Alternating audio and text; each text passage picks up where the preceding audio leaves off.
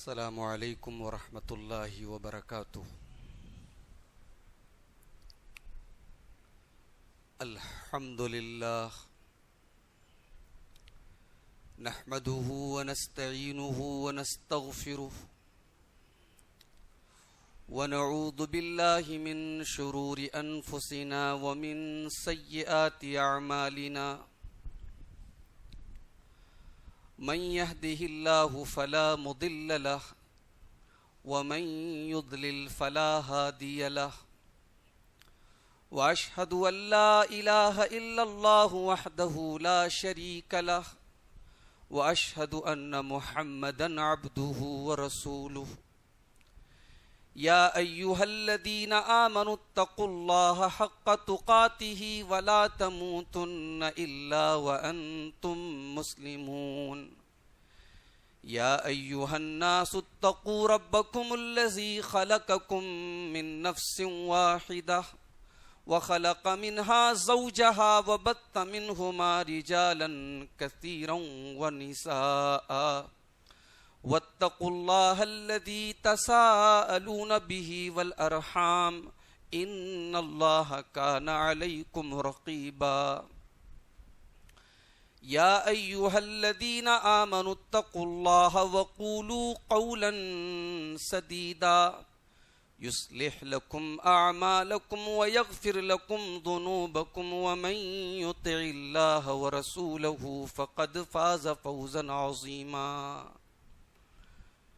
أما بعد فإن خير الحديث كتاب الله، وخير الهدي هدي محمد صلى الله عليه وسلم، وشر الأمور محدثاتها، وكل محدثة بدعة، وكل بدعة ضلالة، وكل ضلالة في النار۔ اعوذ باللہ من الشیطان الرجیم، بسم اللہ الرحمن الرحیم۔ یا ایہا الذین آمنوا قوا انفسکم واہلیکم نارا وقودها الناس والحجارہ علیہا ملائکۃ غلاظ شداد لا یعصون اللہ ما امرہم ویفعلون ما یؤمرون۔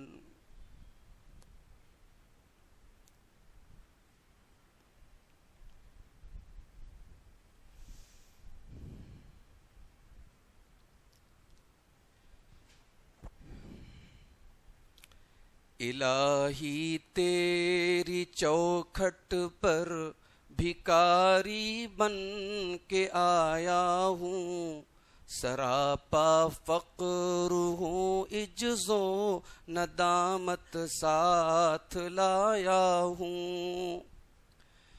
بھکاری وہ کہ جس کے پاس جھولی ہے نہ پیالہ ہے، بھکاری وہ جسے حرص و ہوس نے مار ڈالا ہے۔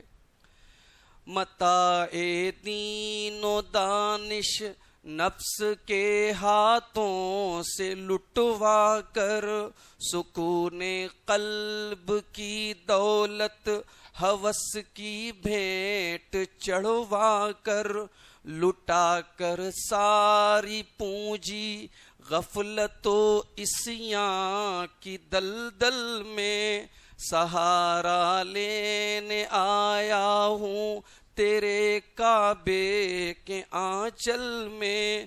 گناہوں کی لپٹ سے کائنات قلب افسردہ، ارادے مزمحل ہمت شکستہ حوصلے مردہ، کہاں سے لاؤں طاقت دل کی سچی ترجمانی کی، کہ کس جنجال میں گزری ہے گھڑیاں زندگانی کی۔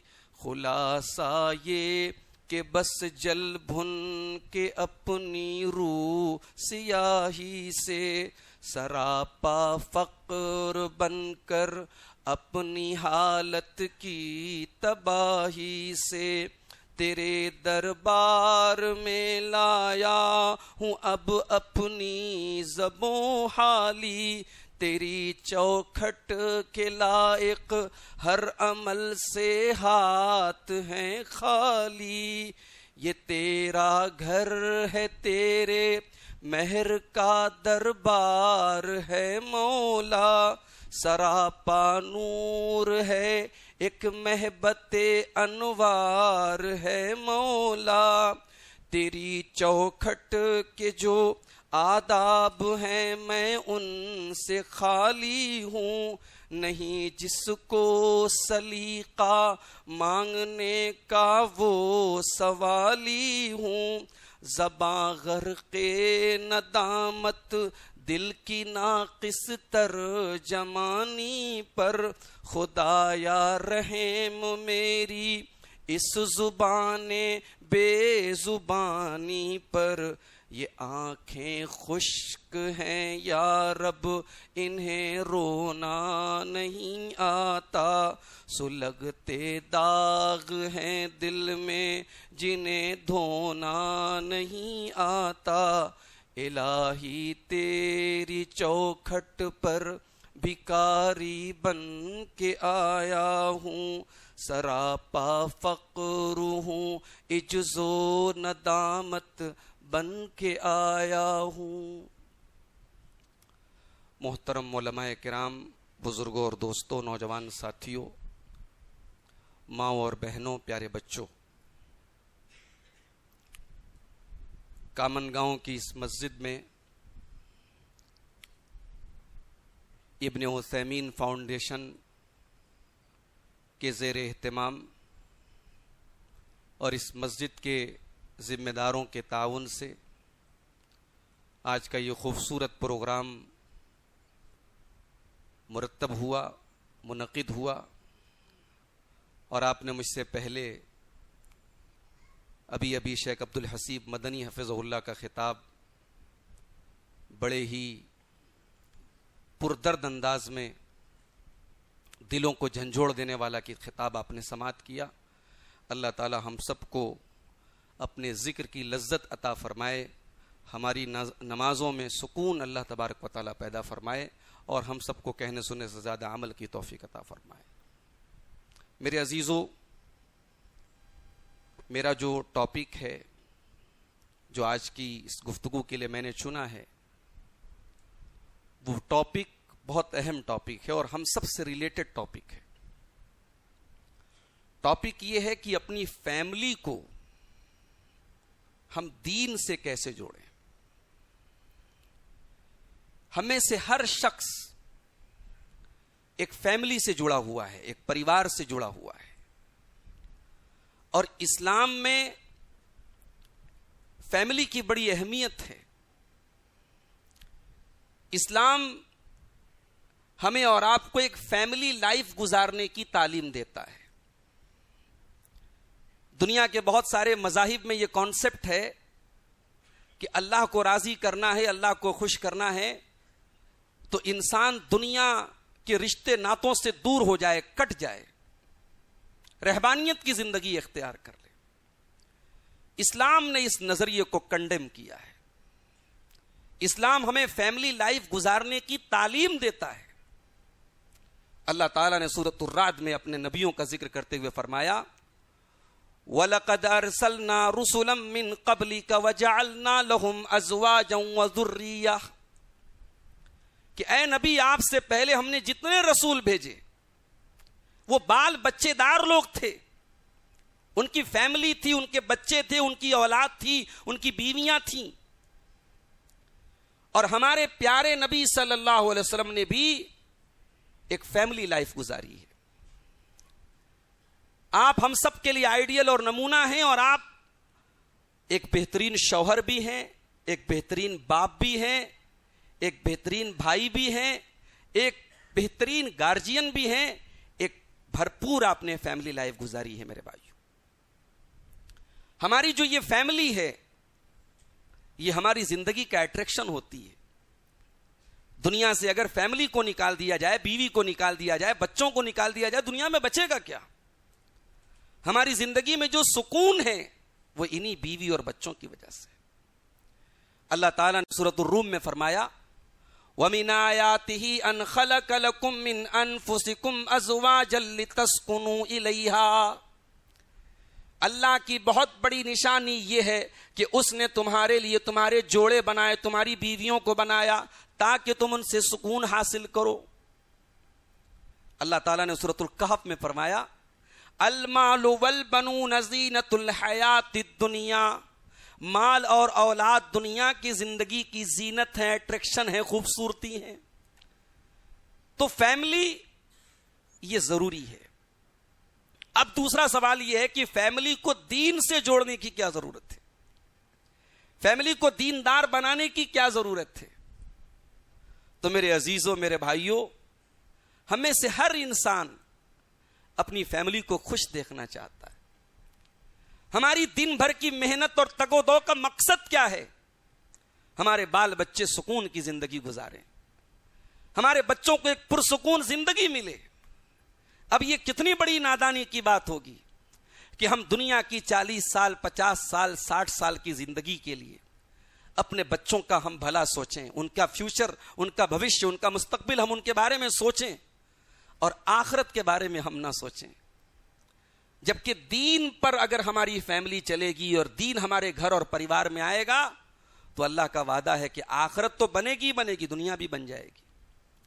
دین پر چلنے والا اس بات کی گارنٹی تو نہیں ہے کہ دنیا میں اس کے پاس بہت سارا پیسہ آ جائے گا, بڑی دولت آ جائے گی, بڑی لگزریس لائف ہو جائے گی, مگر اس بات کی گارنٹی ضرور ہے کہ دین پر چلنے والے کی زندگی میں سکون اور چین ہوگا, اس کی زندگی میں برکتیں ہوں گی, اس کی زندگی میں ڈپریشن نہیں ہوگا, اس کی زندگی میں ذہنی دباؤ نہیں ہوگا, اس کی زندگی میں سکون ہوگا. اللہ تعالیٰ قرآن کریم کے 14ویں پارے میں فرماتا ہے من عمل صالحا من ذکر او انثى وهو مؤمن فلنحيينه حياة طيبة ولنجزينهم اجرهم باحسن ما كانوا يعملون. جو بھی نیک عمل کرے گا, چاہے وہ مرد ہو چاہے وہ عورت ہو, اگر وہ مومن ہے, ایمان والا ہے اور نیک عمل کرے گا, اللہ کی گارنٹی ہے کہ ہم اسے دنیا میں حیات طیبہ عطا کریں گے, اسے دنیا میں ایک سکون کی زندگی عطا فرمائیں گے اور آخرت میں اس کے عمل کا بہترین بدلہ اس کو ہم عطا فرمائیں گے. میرے بھائیوں, جب اولاد نیک ہوتی ہے اور نیک باپ ہوتا ہے تو جب باپ جنت میں جائے گا اور اولاد بھی اگر اپنے باپ کے نقش قدم پہ چلے گی تو اللہ قرآن میں کہتا ہے کہ ہم اس اولاد کو بھی اس کے باپ کے ساتھ ملا دیں گے. کیا ہمارا دل نہیں چاہتا کہ دنیا میں جس طریقے سے ہم اپنے بچوں کے ساتھ, اپنے پریوار کے ساتھ رہتے ہیں, جنت میں بھی اپنے پریوار کے ساتھ رہیں؟ یہ چیز کب ہوگی؟ جب ہم خود دیندار ہوں گے اور ہمارے بچے بھی دیندار ہوں گے. اللہ نے سورہ طور میں فرمایا والذین آمنوا واتبعتهم ذریتهم بإیمان الحقنا بهم ذریتهم وما ألتناهم من عملهم من شیء. جو ایمان والے ہیں, نیک عمل کرنے والے ہیں اور ان کی اولاد بھی ان کے نقش قدم پہ چلنے والی ہے, وہ خود نمازی ان کے بچے بھی نمازی, وہ خود دیندار ان کے بچے بھی دیندار, وہ خود آخرت کی فکر کرنے والے ان کے بچے بھی آخرت کی فکر کرنے والے, تو اللہ کہہ رہا ہے کہ ایسے لوگوں کے پریوار کو ہم ملا دیں گے.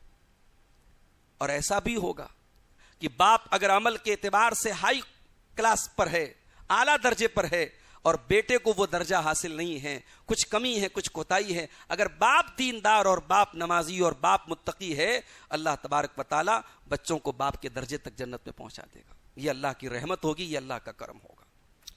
آج اپنے بچوں کے لیے ہم انویسٹمنٹ کرتے ہیں, کوئی پراپرٹی بناتا ہے, کوئی بینک میں پیسے اکٹھا کرتا ہے, کوئی اپنے بزنس کو آگے بڑھاتا ہے کہ ہمارے بچے ہمارے بعد کسی دوسرے کے محتاج نہ ہوں.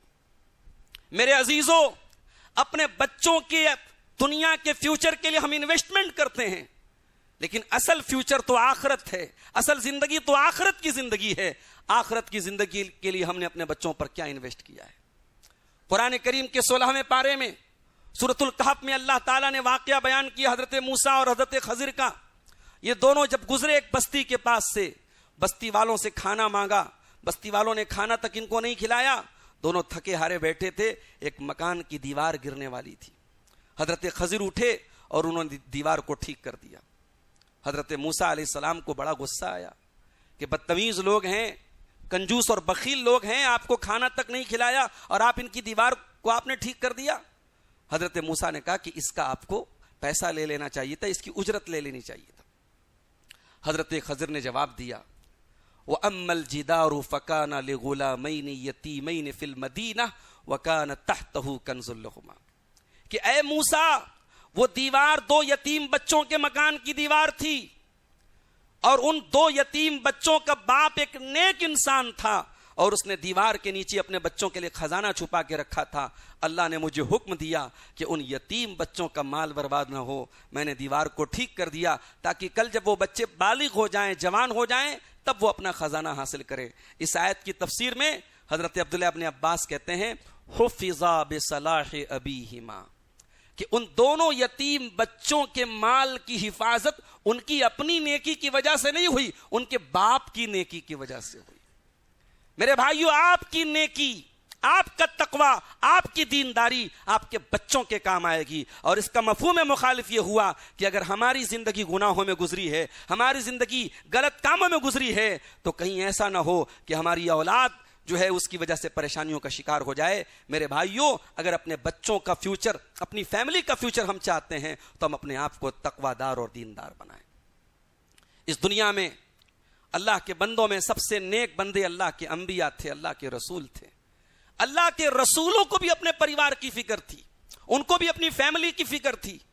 حضرت نوح علیہ السلام کو دیکھیے, جب نوح علیہ السلام کشتی پہ ایمان والوں کو لے کے آگے بڑھے, قرآن کہتا ہے وَهِيَ تَجْرِي بِهِمْ فِي مَوْجٍ كَالْجِبَالِ, حضرت نوح علیہ السلام کی کشتی پانی میں چل رہی ہے, پانی کے بڑے بڑے تھپیڑے پہاڑوں کی طرح آ رہے ہیں, اور حضرت نوح علیہ السلام کی کشتی صحیح سلامت چل رہی ہے. حضرت نوح علیہ السلام نے اپنے ایک بیٹے کو پکارا, وَكَانَ فِي مَعْزِلٍ, وہ بیٹا اپنے باپ سے الگ تھا, وہ کشتی پہ سوار نہیں تھا. پکارا یا بنی ارکب معنا, اے میرے بچے تو ہماری کشتی میں آ جا, وَلَا تَكُن مَعَ الْكَافِرِينَ, تو کافروں کے ساتھ مت ہو جا, تو ایمان والوں کے ساتھ آ جا, تو اس کشتی میں آ جا. حضرت نوح علیہ السلام جان رہے ہیں میرا بیٹا میرے اوپر ایمان نہیں لایا, میرا بیٹا ڈوب رہا ہے, بیٹا غلط کام کر رہا ہے, مگر ایک باپ کے سینے میں جو بیٹے کی محبت ہوتی اس محبت نے جوش مارا ہے, اور اپنے بیٹے سے کہہ رہے بیٹا آ جا میری کشتی میں آ جا. قال سآوی الی جبل یعصمنی من الماء, بیٹا کہتا ابا جان اگر پانی کے تھپیڑے آ رہے ہیں تو میں کسی پہاڑ کے اوپر چلا جاؤں گا, میں بچ جاؤں گا. قال لا عاصم اليوم من امر اللہ الا من رحم, کہا کہ اے میرے بیٹے یہ پانی نہیں ہے, یہ طوفان نہیں ہے, بلکہ یہ اللہ کا عذاب ہے, اور اللہ کے عذاب سے وہی بچے گا جس پر اللہ اپنا رحم فرمائے گا. اے میرے بچے تو اس عذاب سے نہیں بچ سکتا.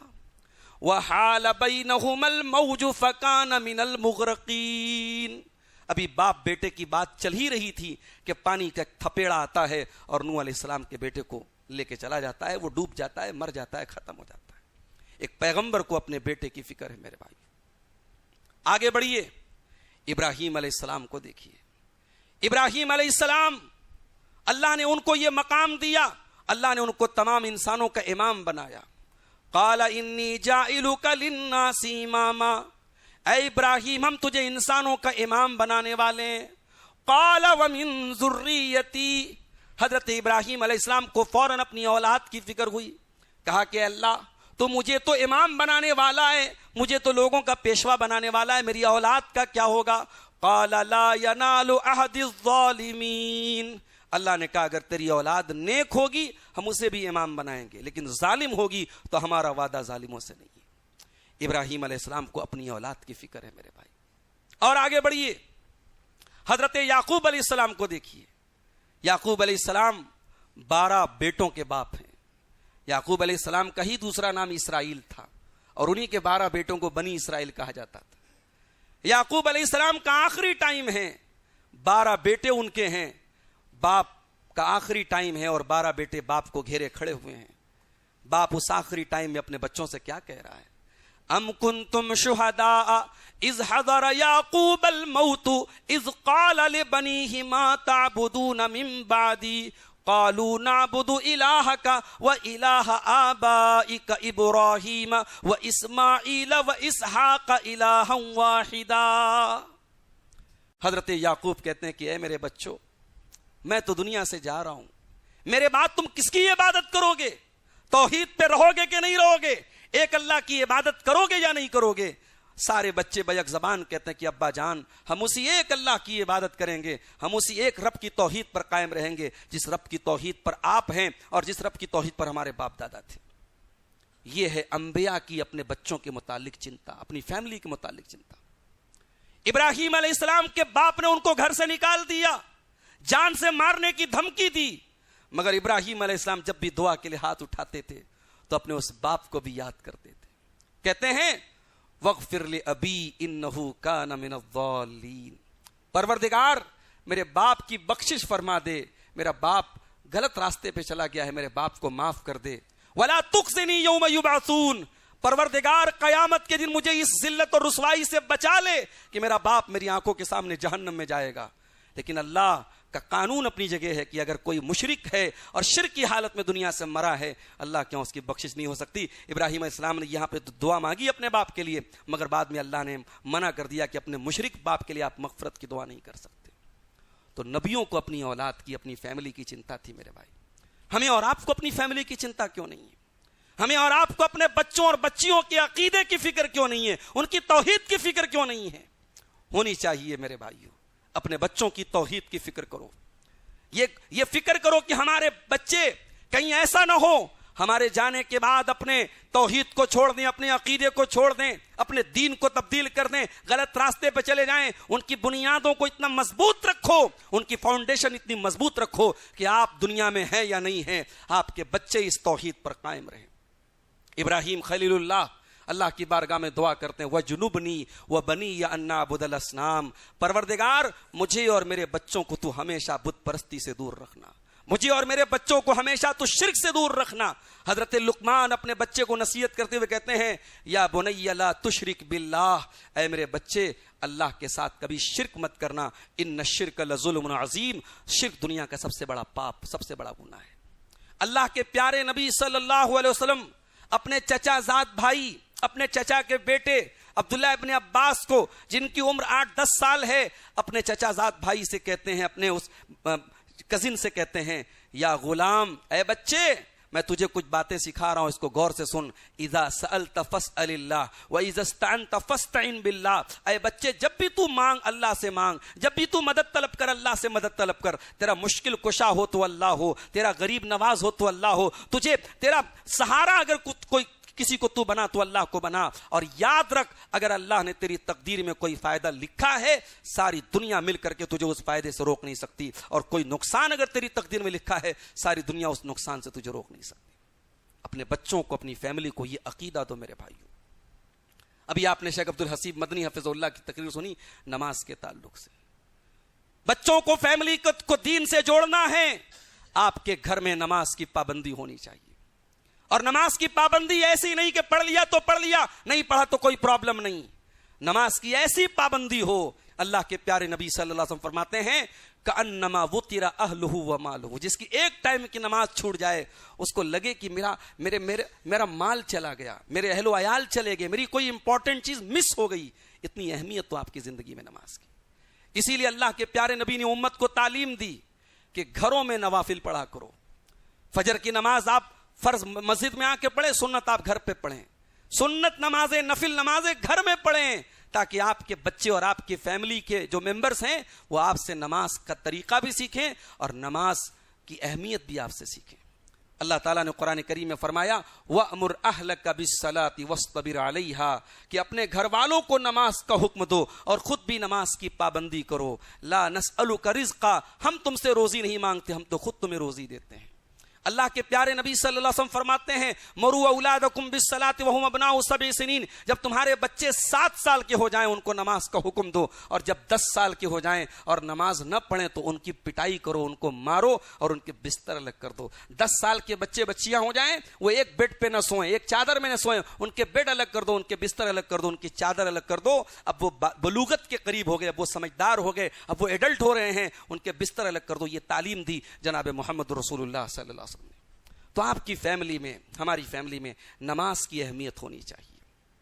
آج جوان بیٹیاں ہیں، جوان بیٹے ہیں، ہم فجر کی نماز میں اٹھ رہے ہیں، اپنے بچوں کو ہم نہیں اٹھاتے ہیں، اپنے بچوں کے بارے میں ہم نہیں سوچتے کہ ان کو بھی ہم نماز کے لیے اٹھائیں۔ ہمیں لگتا ہے کہ اب تو بچے بڑے ہو گئے، اب وہ خود اپنے ذمہ دار ہو گئے۔ نہیں، آپ بچپن سے بچوں کو 5 ٹائم کی نماز کی پابندی سکھائیے۔ فجر کی نماز میں ان کی عادت ڈالیے کہ جب آپ اٹھیں تو آپ کا بیٹا بھی اٹھے، جب ماں اٹھے تو آپ کی بیٹی بھی اٹھے۔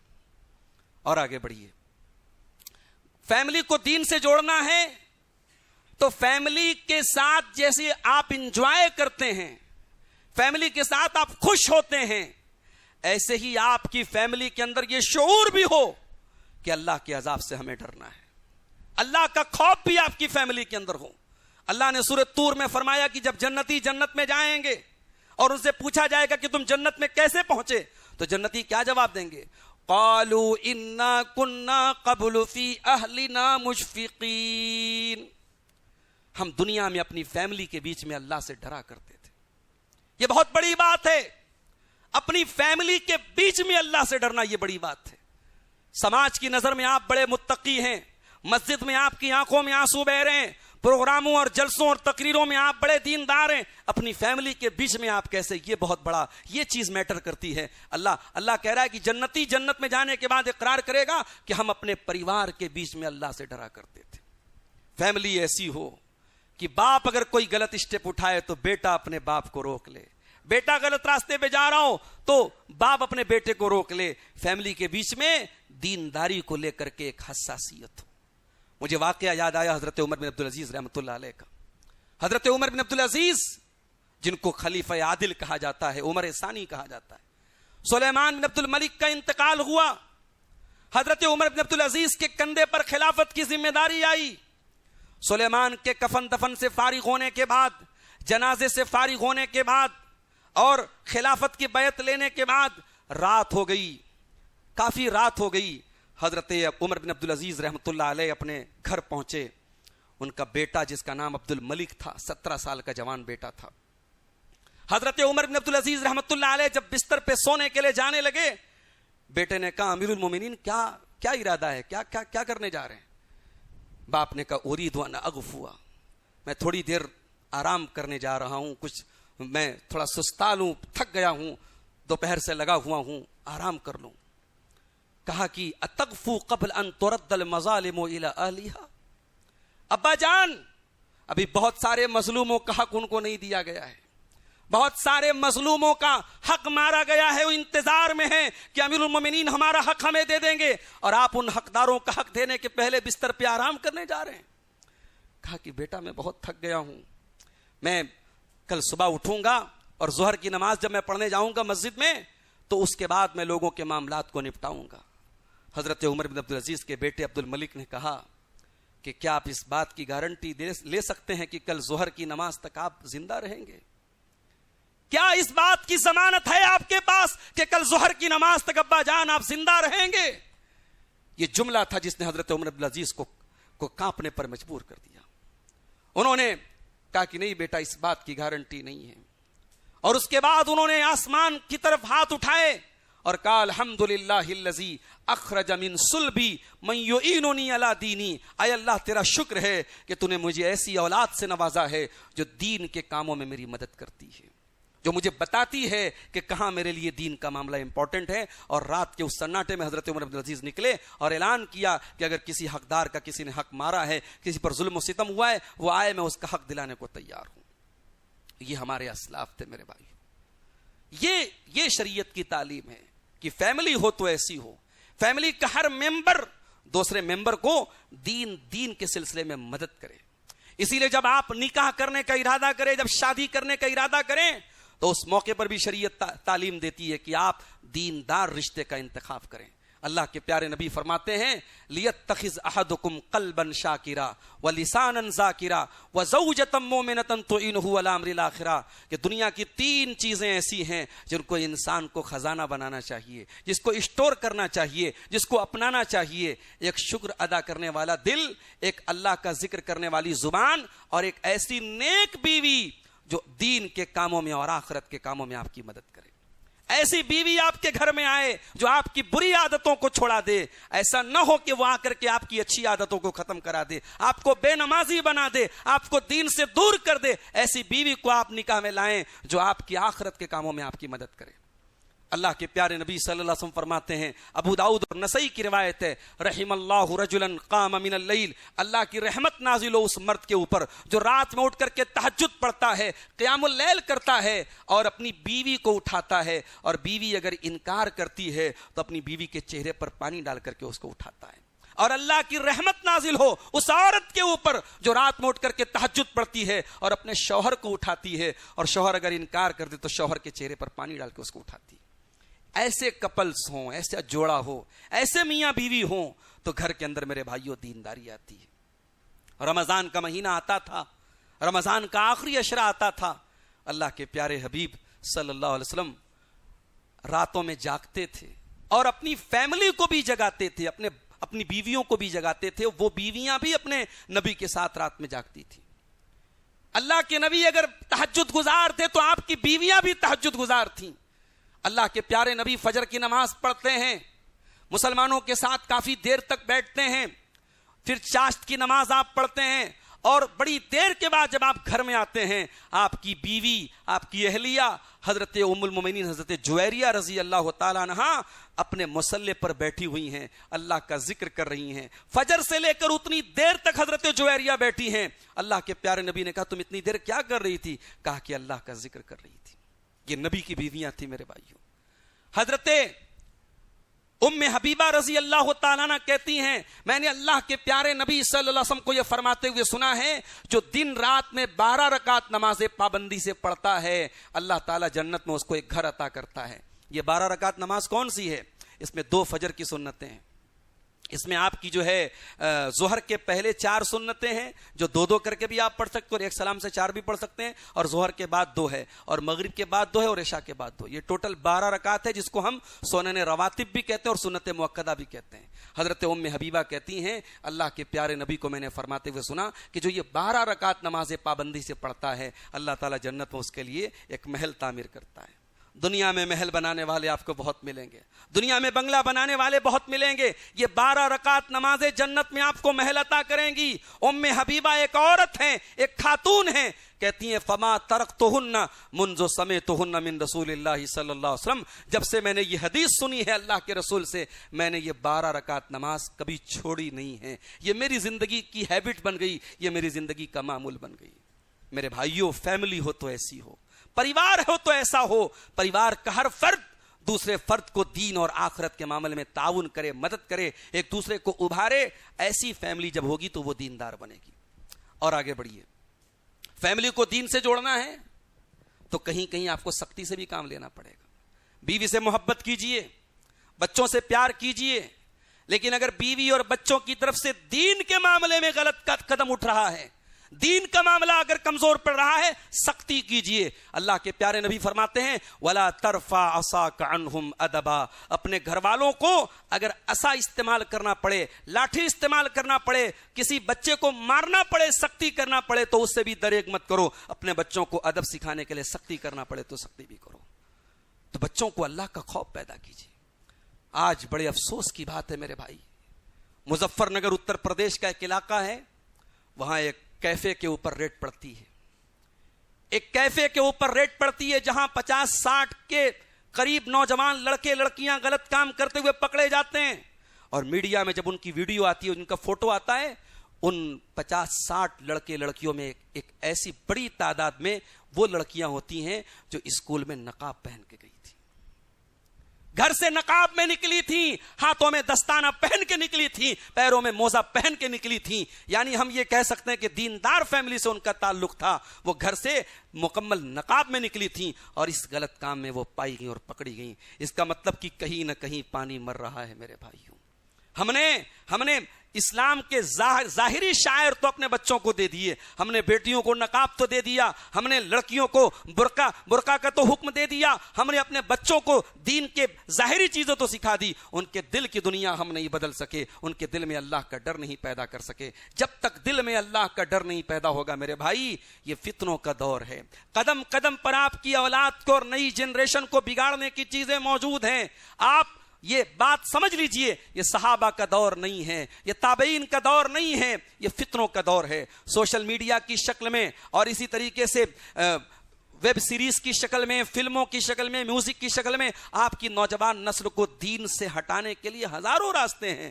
اس نوجوان نسل کو دین سے جوڑنا ہے، ان کے دلوں میں اللہ کا خوف پیدا کرنا پڑے گا. حضرت لقمان اپنے بچے کو نصیحت کرتے ہیں تو کیا کہتے ہیں؟ یا بنی انہا ان تک مثقال حبۃ من خردل فتکن فی صخرۃ او فی السماوات او فی الارض یأتی بها اللہ. اے میرے بچے، اگر ایک رائی کے دانے کے برابر بھی کوئی چیز ہوگی، آسمانوں میں کہیں ہوگی، زمین میں کہیں ہوگی، اللہ اس رائی کے دانے کے برابر چیز کو بھی سامنے لے آئے گا. اللہ کے علم سے، اللہ کی قدرت سے آپ رائی کے دانے کے برابر بھی کوئی عمل کر کے بچ نہیں سکتے ہیں. اللہ وہ ہے جو رات کو 2 بجے بیڈ روم میں آپ کیا کر رہے ہیں، بند کمرے میں کیا کر رہے ہیں، دنیا کا کیمرہ کیچ کر سکے یا نہ کر سکے، دنیا کی نظریں دیکھ سکے یا نہیں دیکھ سکیں، اللہ کی نظر سب دیکھ رہی ہے. اللہ کا علم ہر جگہ ہے، اللہ کی قدرت ہر جگہ ہے. میرے عزیزو، یہ اللہ کا ڈر جب تک ہمارے اندر پیدا نہیں ہوگا ہم دیندار نہیں بن سکتے. تو دینداری اگر پیدا کرنا ہے تو اپنے گھروں میں یہ چیز ہمیں پیدا کرنی پڑے گی. اسی طریقے سے دیندار اگر اپنی فیملی کو بنانا ہے تو ہمیں اور آپ کو دعائیں بھی کرتے رہنا پڑے گا. اپنے بچوں کے لیے دعائیں کیا کرو. ایک دعا اللہ تعالیٰ نے قرآن کے 26ویں پارے میں سکھائی کہ جو انسان 40 سال کا ہو جائے اس کو یہ دعا پڑھنی چاہیے. حتی اذا بلغ اشدہ، یہاں تک کہ جب انسان 40 وبلغ 40 سنۃ 40 سال کا ہو جائے، قال رب اوزعنی ان اشکر نعمتک التی انعمت علی. اب یہ دعا یاد کر لو، اے میرے پروردگار، اوزعنی ان اشکر نعمتک التی انعمت علی، اے میرے پروردگار مجھے توفیق دے. میں آج 40 سال کا ہو گیا، میچیور ہو گیا، میرے بچے بھی ہو گئے، میری بیٹیاں بھی ہو گئے، میں آج عمر کے اس پڑاؤ پر پہنچ گیا جب زندگی کی 2/3 حصہ نکل. جب عام طور سے اس امت کی عمر 60 سال کی ہوتی ہے تو 40 سال اگر عمر ہوئی تو سمجھو زندگی کا 2/3 حصہ نکل گیا. تو اللہ سے کا پہلے ہم شکر ادا کریں کہ اے اللہ تو ہمیں توفیق دے کہ ہم تیرا شکر ادا کریں اس نعمت پر جو تو نے میرے اوپر کی، وعلی والدی، اور میرے والدین پر کی، وَأَنْ أَعْمَلَ صَالِحًا تَرْضَاهُ، اور اے اللہ تو مجھے توفیق دے کہ میں ایسا نیک عمل کروں جس سے تو راضی ہو جائے. یہ بہت بڑے پوائنٹ کی بات ہے. دنیا میں لاکھوں لوگ نیک عمل کرتے ہیں مگر اللہ اس سے خوش نہیں ہوتا. ایسا نیک عمل جس سے اللہ خوش ہو جائے، جس میں ریاکاری نہ ہو، جس میں دکھاوا نہ ہو، جو خالص اللہ کے لیے کیا جائے. اے اللہ اس عمل کی مجھے توفیق دے. وَأَصْلِحْ لِي فِي ذُرِّيَّتِي، اور اے اللہ میری اولاد کی اصلاح فرما دے. یہ دعا یاد کر لو میرے بھائی. انی تبت الیک و انی من المسلمین، اے اللہ میں تیری بارگاہ میں توبہ کرتا ہوں اور میں مسلمان ہوتا ہوں. یہ دعا 26ویں پارے میں سورہ احقاف کی 15 نمبر کی آیت میں آپ کو ملے گی. اس دعا کو یاد کر لو میرے بھائی، یہ دعا پڑھا کرو. ایک اور دعا ہے جو سورۃ الفرقان میں اللہ تعالیٰ نے 19ویں پارے میں بیان کی، والذین یقولون ربنا هب لنا من ازواجنا وذریاتنا قرۃ اعین واجعلنا للمتقین اماما. اللہ کے نیک بندے یہ بھی دعا کرتے ہیں کہ اے پروردگار ہمارے بیوی بچوں کو ہماری آنکھوں کی ٹھنڈک بنا دے. کتنی فیملی ہے بیوی شوہر کے سکون کو برباد کرنے والی بن گئی. ابھی کل میرے پاس ایک صاحب کا فون آیا، ابھی شادی کو 5-6 مہینہ ہوئے ہیں، کہہ رہے مولوی صاحب بیوی بہت پریشان کر رہی ہے، بڑی بدتمیزی سے بات کرتی. بعض گھروں میں یہ حالات بھی ہیں کہ بیوی شوہر کا سکون نہیں، شوہر کے سکون کو برباد کر رہی ہے، اولاد باپ کے سکون کو برباد کر رہی ہے. یہ دعا کیا کرو بھائیو، اللہ ہمارے بیوی بچوں کو ہماری آنکھوں کی ٹھنڈک بنائے، ہمارے دل کا سکون بنائے. وَجْعَلْنَا لِلْمُتَّقِينَ إِمَامًا، اور اے اللہ تو ہمیں متقیوں کا امام بنا دے. یہ دعا کرنے کی تعلیم بھی اللہ تعالیٰ نے قرآن میں. تو دعا کیا کرو میرے بھائیوں. گھر میں اگر اولاد کو دیندار بنانا ہے، فیملی کو دیندار بنانا ہے، ایک اچھے گارجین بنو. آنکھیں موند کر کے بھروسہ نہ کرو. بیٹی جوان ہو گئی، کہاں جا رہی ہے، ہمیں اپنی بیٹی پر بھروسہ ہے. یہ بھروسہ تو مریم پر حضرت زکریا نے بھی نہیں کیا. مریم اللہ کی نیک بندی ہیں، مسجد میں رہتی ہیں، اور زکریا پیغمبر ہیں، مریم مسجد میں رہتی ہیں. قرآن کہتا ہے کلما دخل علیہا زکریا المحراب وجد عندہا رزقا. جب زکریا مسجد میں آتے ہیں، محراب کے پاس آتے ہیں، دیکھتے ہیں مریم کے پاس بے موسم کا پھل رکھا ہے. تو حضرت زکریا کہتے ہیں قال یا مریم انا لک ھذا، اے مریم تیرے پاس یہ پھل کہاں سے آیا؟ قالت هو من عند اللہ، مریم کہتی ہے اللہ کے پاس سے آیا. زکریا جیسے گارجین بنو جنہوں نے پوچھا کہ مریم تیرے پاس یہ پھل کہاں سے آیا. اپنے بیٹوں اور بیٹیوں کی تربیت کے معاملے میں اندھے اور گونگے اور بہرے نہ بنو. اپنے بچوں کی تربیت پر توجہ دو. اگر ماں ہو تو بیٹیوں کی تربیت پر توجہ دو. بیٹی کہاں جا رہی ہے، رات کو 2 بجے کیا کر رہی ہے. بیٹے اور بیٹیوں کو پرائیویسی دینے کا یہ مطلب نہیں ہے کہ آپ ان کو آزاد کر دو، ان کی تربیت سے آپ آنکھیں موند لو. میرے بھائیو، اپنے بچوں کی تربیت میں ہمیں اپنی ذمہ داری کو سمجھنا پڑے گا. یہ بہت بڑی ذمہ داری ہے اللہ نے جو ہمیں اولاد کی شکل میں دی ہے. دنیا کے کروڑوں لوگ ایسے ہیں جن کے پاس اولاد نہیں ہے. اللہ نے آپ کو صاحب اولاد بنایا ہے، اللہ نے آپ کے کندھے پر ذمہ داری ڈالی ہے. اور قیامت کے دن اللہ پوچھے گا ما من عبد یسترعیہ اللہ رعیۃ ثم یموت وہو یموت وہو غاش لرعیتہ. اگر اللہ کسی بندے کو کوئی ذمہ داری دے دے اور وہ اس حال میں مر جائے کہ اپنی ذمہ داری کو وہ صحیح طریقے سے ادا نہیں کر رہا ہے، الا حرم اللہ علیہ الجنہ، اس انسان پر جنت حرام ہو جائے گی. اسی طریقے سے میرے عزیزوں، اگر گھر والوں کو دیندار بنانا ہے، فیملی کو دیندار بنانا ہے، تو ہمیں ایک کام اور بھی کرنا پڑے گا. ہمیں اپنے بچوں کو، اپنے گھر والوں کو اسلامک مینرز سکھانے ہوں گے. دنیا کے ایٹیٹیوڈ اور دنیا کے ایٹیکیٹس تو ہم بہت سکھاتے ہیں، لیکن اسلامک مینرز جو اسلام نے ہمیں سکھائے ہیں، چلتے اٹھتے بیٹھتے کھاتے پیتے، اسلام جو دعائیں سکھاتا ہے، جو چیزیں سکھاتا ہے، جو طور طریقہ سکھاتا ہے، وہ آپ کے بچوں کو معلوم ہونا چاہیے. جوان بیٹی ہے، گھر میں کوئی مہمان آیا، بیٹی نے آگے بڑھ کر کے مسافے کے لیے ہاتھ بڑھا دیا. یہ آپ کی تربیت کی کمی ہے، یہ آپ کی تربیت کی کمی ہے. آپ نے سکھایا کیوں نہیں اپنی بیٹی کو کہ تو لڑکی ہے، تجھے کسی غیر محرم مرد سے مسافہ نہیں کرنا ہے. آپ کے محلے کے، آپ کے گاؤں کے غیر محرم مرد گھر میں آتے ہیں اور آپ کی بیوی، آپ کی بیٹی، جوان بیٹی ان کے سامنے بے پردہ آتی ہے اور جاتی ہے، کوئی پردہ نہیں کرتی ہے. غیرت کہاں گئی آپ کی؟ غیرت کہاں گئی؟ شرم و حیا کہاں گئی آپ کی؟ معاف کرنا میرے بھائیوں، اگر آج ہماری قوم کی بیٹیاں بے پردہ ہوئی ہیں تو ان کی بے پردگی کی بہت بڑی وجہ ان کے گھر کے گارجینز کی بے غیرتی بھی ہے. اللہ کے پیارے نبی فرماتے ہیں، ابو داؤد اور نسائی کی صحیح روایت ہے کہ 3 لوگ ایسے ہوں گے جن کی طرف اللہ تعالیٰ قیامت کے دن دیکھے گا بھی نہیں. کون کون؟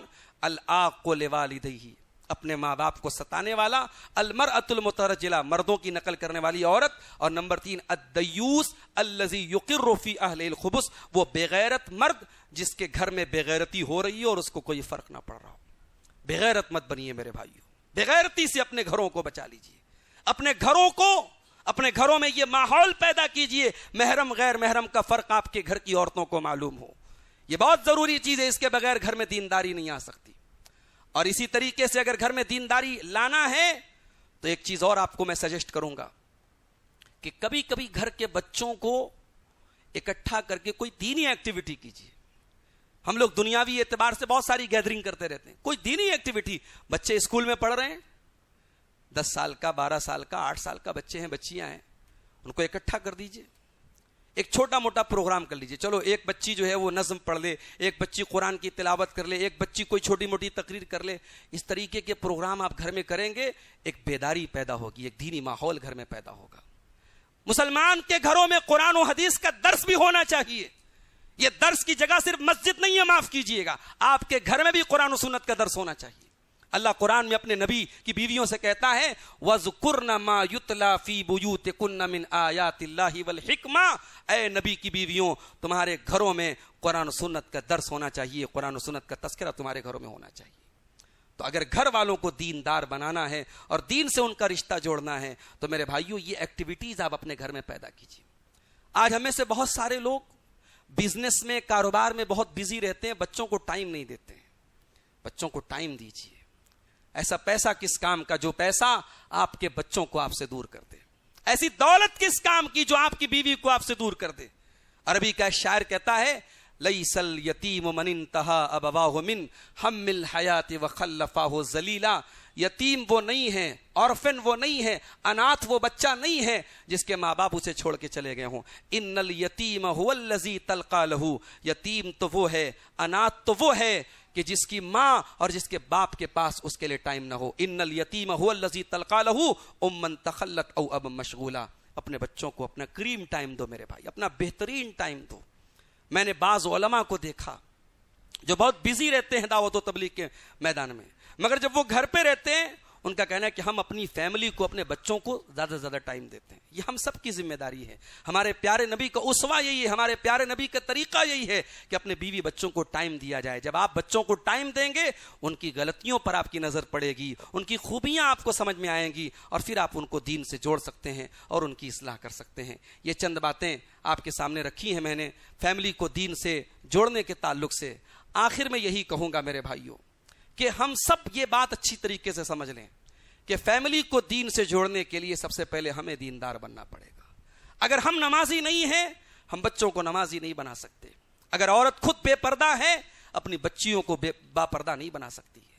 اگر ہم خود تقوی والے نہیں ہیں اپنے بچوں کو ہم متقی بنتے ہوئے دیکھنا یہ ہمیں خواب ہے, ایک دیوانے کا خواب ہے میرے بھائیوں. اس لیے پہلے ہم اپنی تربیت کریں, اپنی اصلاح کریں. قرآن کریم میں اللہ نے فرمایا لم تقولون ما لا تفعلون. تم جو بات کرتے نہیں ہو وہ کہتے کیوں ہو. تو یہ اصول گھر پر بھی اپلائی ہوتا ہے. اگر ہم چاہتے ہیں کہ ہمارے بچے دیندار بنیں تو پہلے ہم تعمیر ذات کریں. ہم بچوں کی صحیح تربیت کرنا چاہتے ہیں پہلے اپنی ہم تربیت کریں. اللہ سے دعا ہے رب العالمین ہمیں اپنے گھر والوں کی صحیح تربیت کرنے کی توفیق عطا فرمائے. رب العالمین ہمارے گھروں میں جو دینی بگاڑ آ رہا ہے, جو خرابیاں آ رہی ہیں, اللہ تعالیٰ ان سے ہمارے گھروں کو بچا لے. رب العالمین ہماری خاص طور سے بچیوں کے جو گارجین ہیں, بچیوں کے جو باپ ہیں, ان کی ذمہ داری زیادہ ہے. بچیوں کو اللہ کے نبی نے ایک آزمائش قرار دیا ہے گارجین کے لیے, اولاد کے لیے, اور اسی بچیوں کی تربیت پر زیادہ اجر و ثواب ہے. جہنم سے بچنے کی جو ہے خوشخبری بھی دی گئی ہے. تو جو بچیوں کے گارجین ہیں اس فتنوں کے دور میں ان کی ذمہ داری زیادہ بنتی ہے کہ وہ فتنوں سے اپنے بچیوں کو بچائیں. اور نیکی کا جب آپ کام کریں اپنے بچوں کو بھی شامل کریں. آپ کوئی چیریٹی کا کام کر رہے ہیں, کوئی مسجد مدرسے کا کام کر رہے ہیں, کوئی بھی دین کا کام کر رہے ہیں, اپنے بچوں کو بھی شامل کر کے کریں. خواتین کسی دینی درس میں جائیں اپنی بیٹیوں کو لے کے جائیں. جب آپ نیکی کے کاموں میں بڑھ چڑھ کے اپنے بچوں کے ساتھ حصہ لیں گے ان کے اندر بھی انشاءاللہ دین کا شعور پیدا ہوگا. اللہ تعالی ہم سب کو اس کی توفیق عطا فرمائے. رب العالمین آج کے اس پروگرام کو جن بھائیوں کی محنتوں سے منعقد ہوا ہے آج کا یہ پروگرام, اللہ تعالی ان کی اس کوشش کو قبول فرمائے. اللہ تعالی ہمیں مزید دین کے لیے محنت کرنے اور کام کرنے کی توفیق دے. اللہ تعالی ہمیں ایمان پر زندہ رکھے اور ایمان پر ہم سب کا خاتمہ ہو. آمین. وآخر دعوانا الحمدللہ رب العالمین. والسلام علیکم ورحمۃ اللہ وبرکاتہ.